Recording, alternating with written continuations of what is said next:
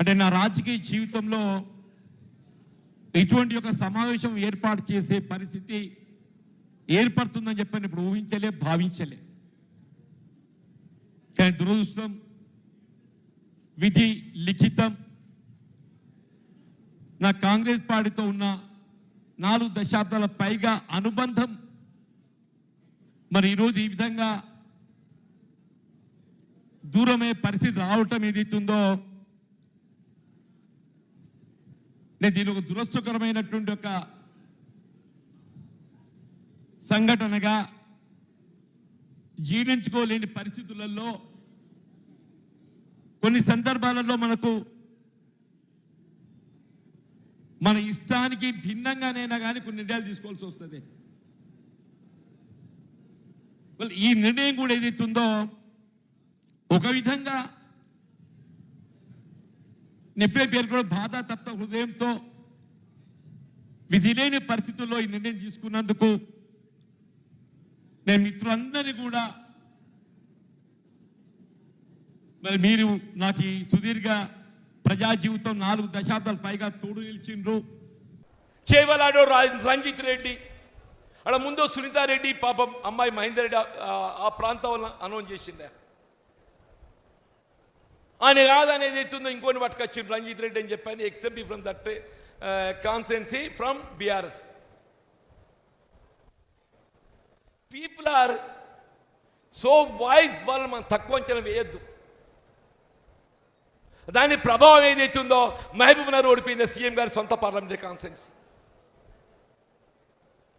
దాని ప్రభావం మహబూబ్ నగర్ సీఎం గారి సొంత పార్లమెంటరీ కాన్స్టిట్యున్సీ ఓడిపోయింది. వి లాస్ట్ మహబూబ్ నగర్, వి లాస్ట్ చేవెళ్ళ, వి లాస్ట్ సికింద్రాబాద్. నాకు ఆశ్చర్యం ఏంటంటే సికింద్రాబాద్ ఇంటెలెక్చువల్ కాన్స్టిట్యున్సీయా, దానా నాగేందర్ గారిని అభ్యర్థి చేయదలుచుకుంటే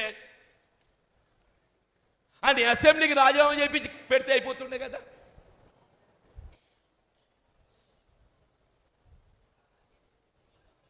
the whole intelligence society was observing. ఒక ఎమ్మెల్యే ఒక రాజకీయ పార్టీ గుర్తింపుతో పోటీ చేసి ఆ గుర్తింపును రాజీనామా చేయకుండా అదే గుర్తింపుతోని కొనసాగుతూ ఇంకొక రాజకీయ పార్టీతో పోటీ చేయడం అనేది వాట్ ఇండికేషన్ ఇట్ గివ్స్? అది పార్లమెంట్ ఎన్నిక, అది పార్లమెంట్ ఎన్నిక. But for it we lost that Secunderabad seat, but for it we lost Secunderabad seat. ఇవాళ రేవంత్ రెడ్డి గారిని కూడా ఎదిరించి పోరాటం చేస్తా అంటూ నేను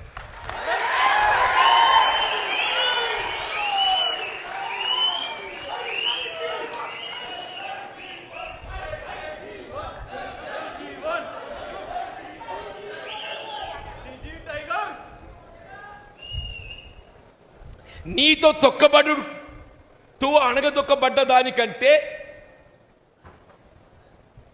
ఎదిరించి పోరాడతారు పోయేదేమున్నదే?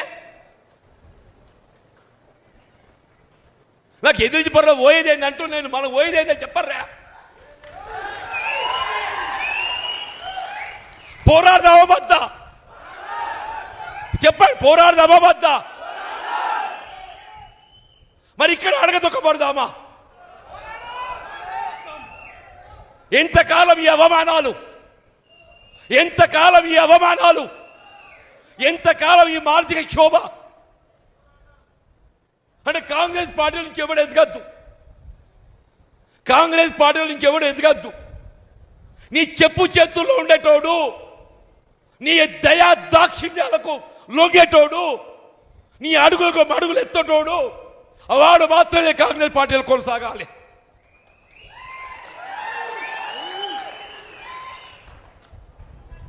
నిన్ను ఎదిరించేటోడు,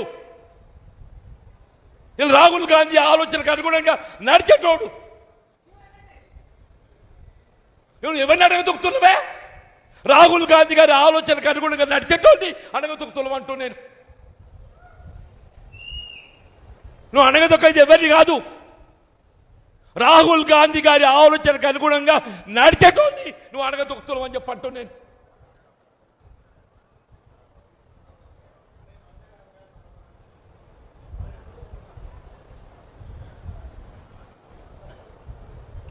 2.5 సంవత్సరాలు నేను పదవి అడగలేదే, నేను ప్రభుత్వ సలహాదారు అడగలేదు, నిన్ను కార్పొరేట్ చైర్మన్ అడగలే, నాకు